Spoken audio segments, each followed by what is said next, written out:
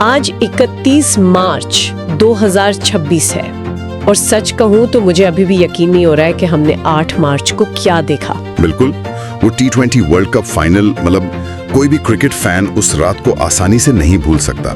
भारत और न्यूजीलैंड का वो शानदार मुकाबला। हाँ, और बोर्ड पर 255 रनों का वो विशाल स्कोर। अब वो जो क्लाइमैक्स था ना, मतलब सांसें एकदम अटक गई थी सबकी। आखिरी ओवर का वो भारी दबाव और फिर क्रीज पर आकर एक खिलाड़ी का सिर्फ 8 गेंदों में नाबाद 26 रन ठोक देना। 3 करारे चौके और 2 ऐसे छक्के जो सीधे स्टेडियम के पार गए। लेकिन इस पूरी चकाचौंध के बाद जो हुआ वो मुझे ज्यादा हैरान करता है। हाँ, क्योंकि एक तरफ जहां शैंपेन की बोतलें खुल रही थीं और प्राइवेट जेट्स तैयार थे, वहीं हमारा ये वर्ल्ड चैंपियन हीरो कुछ और ही कर रहा था। बिल्कुल, और आज की इस गहरी चर्चा में हम इसी दिलचस्प कहानी का विश्लेषण करेंगे। हमारे पास Times of India, news canvas और वन क्रिकेट के कई आर्टिकल्स हैं। साथ ही BCCI के आधिकारिक आंकड़े भी मौजूद हैं और माइंड योर फिटनेस ब्लॉग की वो शानदार केस स्टडी और लल्लन टॉप स्पोर्ट्स का वीडियो भी है जिसने इस किस्से को दुनिया के सामने रखा। तो हमारा आज का मकसद ये समझना है कि कैसे एक खिलाड़ी जिसे कभी शॉर्ट बॉल के आगे बेबस माना जाता था, हाँ, जो अपनी फॉर्म से लगातार जूझ रहा था, बिल्कुल, वो अचानक से इस वर्ल्ड कप फाइनल का हीरो और अगला युवराज सिंह कैसे बन गया। तो अगर हम उसी रात की बात करें, मैच के तुरंत बाद की, तो वो लल्लन टॉप वाला किस्सा वाकई हैरान करने वाला है। हाँ, जहाँ वो फ्लाइट लेने के बजाय अहमदाबाद से मुंबई के लिए सयाजी एक्सप्रेस के 3rd AC कोच में बैठ गए थे। सोचिए, एक आम यात्री की तरह। अपनी पहचान छिपाने के लिए उन्होंने कैप, मास्क और फुल स्लीव टी-शर्ट पहन रखी थी। और ये भी तो था कि फील्डिंग के दौरान फिन एलन का कैच पकड़ते वक्त उन्हें हल्की चोट आ गई थी ना। हाँ, तभी तो रिंकू सिंह ने उन्हें रिप्लेस किया था। लेकिन वो चोट उन्हें इस ट्रेन सफर से नहीं रोक पाई। वो ट्रेन चलने से ठीक 5 मिनट पहले तक अपनी कार में ही इंतजार करते रहे ताकि कोई पहचान न ले। मुझे तो ये बिल्कुल वैसी एनालॉजी लगती है कि जैसे बैटमैन पूरे गौतम शहर को बचाने के बाद बस से जा रहा हो। एकदम सही, गौतम को बचाकर पब्लिक बस में घर जाना। और ये सब उन्होंने सिर्फ इसलिए किया ताकि वो अपने 4 साल के बेटे अयान और 2 साल की बेटी महेश से जल्द मिल सके। और ट्रेन के अंदर का वो टीटी वाला वाकया तो और भी मजेदार है। अरे हाँ, जब टीटी ने पूछा कि क्या वो क्रिकेटर शिवम दुबे हैं, तो उनकी पत्नी अंजुम ने बड़ी चालाकी से बात घुमाते हुए कहा कि नहीं, वो यहाँ कहाँ से आएंगे। क्या बात है। हालांकि सुबह बोरीवली स्टेशन पर भीड़ से बचने के लिए उन्हें पुलिस एस्कॉर्ट लेना ही पड़ा था। पर देखिए, एक खिलाड़ी जो अभी वर्ल्ड चैंपियन बना है, उसका ये इतना जमीनी रवैया, ये बहुत कुछ कहता है उसकी मानसिकता के बारे में। और टीम इंडिया को टूर्नामेंट के सबसे मुश्किल दौर से बाहर निकाला था। आप सुपर 8 वाले उस मुकाबले की बात करेंगे ना? हाँ, जहाँ साउथ अफ्रीका से हमें 76 रनों की करारी हार मिली थी। T20 में 76 रन से हारना एक बहुत बड़ा मनोवैज्ञानिक झटका होता है। उसके बाद टीम एकदम करो या मरो वाली स्थिति में आ गई थी। और खुद दुबे ने एक बयान में माना था कि इस हार के बाद ही टीम इंडिया अपने पीक पर पहुंची। सही बात है। उन्होंने कहा था कि हम एक बिल्कुल अलग टीम बन गए थे और हमारा सबसे बेहतरीन प्रदर्शन सीधा फाइनल में आया। और अगर हम उनके खुद के प्रदर्शन पर गौर करें तो आंकड़े कमाल के हैं। 8 पारियों में 235 रन, औसत 39 का था। लेकिन जो चीज सबसे ज्यादा डराती है वो है उनका 169 का स्ट्राइक रेट। 15 चौके और 17 छक्के पूरे टूर्नामेंट में। और 18 फरवरी वाला वो नीदरलैंड्स का मैच तो मुझे बहुत अच्छे से याद है, जहां उन्होंने महज 31 गेंदों में 66 रनों की मैच विनिंग पारी खेली थी। हाँ, और वन क्रिकेट का डेटा बताता है कि उस मैच में स्पिन के खिलाफ उनका स्ट्राइक रेट 224 के पार था, जो कि समझ आता है, वो स्पिन के मास्टर हैं। लेकिन पेस के खिलाफ उनका स्ट्राइक रेट 195 था। और उन्होंने इस टूर्नामेंट में 4 विकेट भी लिए थे। तो ये एक बहुत बड़ा बदलाव था। एक ऐसा खिलाड़ी जो कभी शॉर्ट बॉल के सामने संघर्ष करता था, उसका पेस के खिलाफ इतना आक्रामक होना। तो मेरा सवाल यही है कि 2026 के इस वर्ल्ड कप में उनके शॉट सिलेक्शन में अचानक इतनी मैच्योरिटी कहां से आ गई? देखिए, अगर हम इस बदलाव की जड़ तक जाएं तो इसकी असली नींव 2021-22 में चेन्नई सुपर किंग्स के कैंप में रखी गई थी। CSK, मुझे CSK उस गैराज की तरह लगता है जहां पुरानी और संघर्ष कर रही क्लासिक कारों को लाया जाता है और उन्हें एक सुपर कार में बदल दिया जाता है। बिल्कुल सही एनालॉजी है, क्योंकि CSK में आने से पहले दुबे ने भारत के लिए 13 T20 इंटरनेशनल खेले थे। हाँ, जहां वो अपनी कोई खास पहचान नहीं बना पाए थे। पर 2021 में अबू धाबी में राजस्थान रॉयल्स की तरफ से खेलते हुए उन्होंने सीएसके के खिलाफ ही एक तूफानी पारी खेली थी।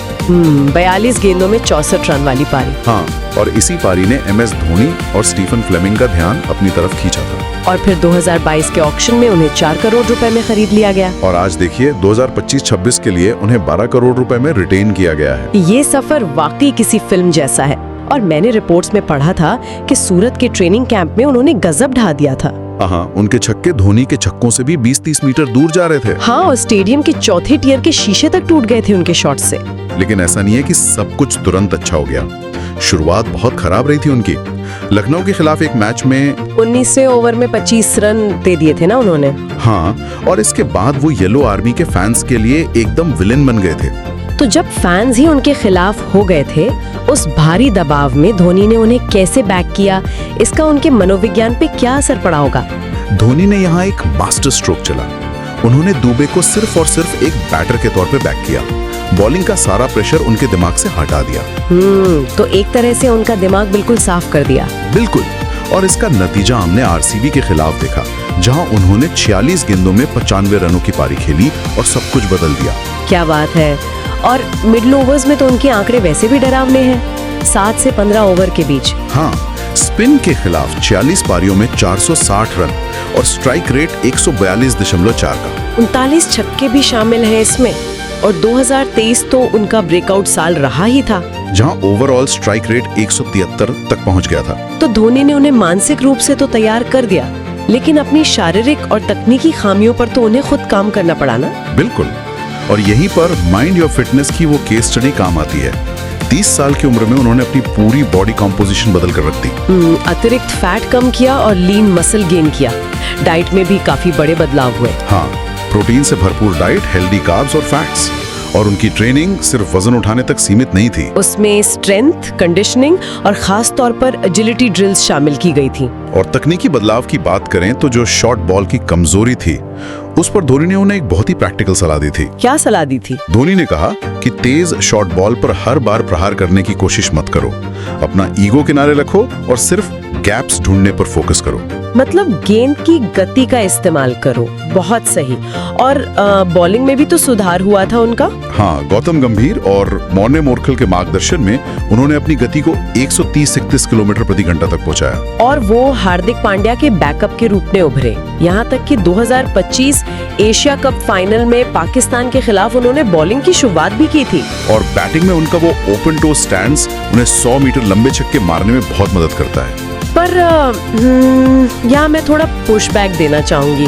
एक चीज जो मुझे खटक रही है। क्या बात है, बताइए। फिटनेस और तकनीक सब ठीक है, लेकिन IPL में इम्पैक्ट प्लेयर रूल के कारण 4 साल तक CSK में उनकी बॉलिंग को लगभग नजरअंदाज ही किया गया। हाँ, ये तो फैक्ट है। तो क्या 130 की गति उन्हें अंतर्राष्ट्रीय स्तर पर एक वास्तविक या कहूँ जेन्युइन खतरा बनाती है, या वो सिर्फ एक पार्ट टाइम विकल्प बनकर रह गए हैं? देखिए, ये बहुत ही वैलिड सवाल है। सच कहूं तो 130 की गति किसी टॉप बैटर को डरा नहीं सकती, लेकिन क्रिकेट में एक चीज होती है, हैवी बॉल।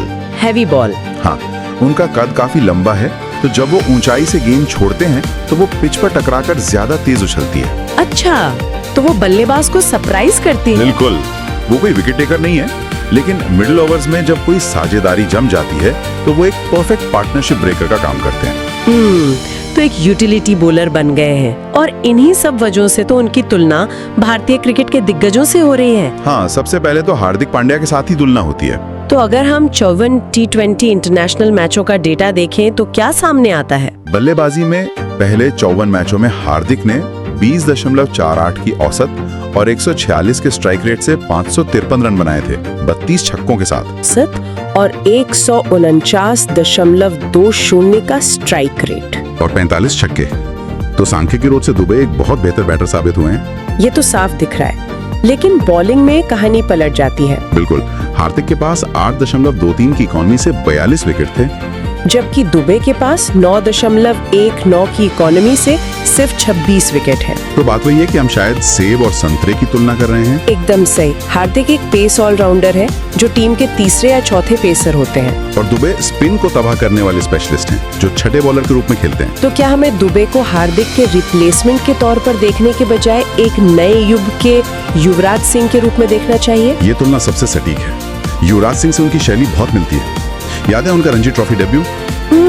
कर्नाटक के खिलाफ था ना, जहाँ उन्होंने 5 विकेट लिए थे और 71 रन बनाए थे। हाँ, और एक ही ओवर में 5 छक्के मारने का कारनामा तो वो 2 बार कर चुके हैं। एक बार मुंबई T20 लीग में और फिर 2018-19 के रणजी सीजन में। और इस पर सुनील गावस्कर जी का वो बयान बहुत मायने रखता है। क्या कहा था उन्होंने? उन्होंने कहा था कि यदि दुबे एक्स्ट्रा कवर के ऊपर से इनसाइड आउट शॉट में महारत हासिल कर लें तो वो विश्व क्रिकेट के सबसे खतरनाक बैटर बन जाएंगे।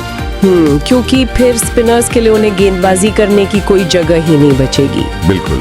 तो अगर हम इस पूरे विश्लेषण को समेटें तो ये कहानी है एक ऐसे खिलाड़ी की जो 2021 तक अपनी जगह पक्की नहीं कर पा रहा था। हाँ, जो शॉर्ट बॉल पर आउट हो रहा था और फैंस उसे ट्रोल कर रहे थे। लेकिन फिर उसने 2026 में खुद को एक 12 करोड़ का CSK स्टार और भारत के लिए वर्ल्ड कप जिताने वाला हीरो साबित किया। सच में ट्रेन के 3rd AC में सफर करने की उस शांत सादगी से लेकर मैदान पर 100 मीटर लंबे छक्के मारने की ताकत तक, शिवम दुबे की ये कहानी अविश्वसनीय है। लेकिन इस चर्चा को खत्म करते हुए एक बहुत ही गहरा सवाल जहन में आता है। कैसा सवाल?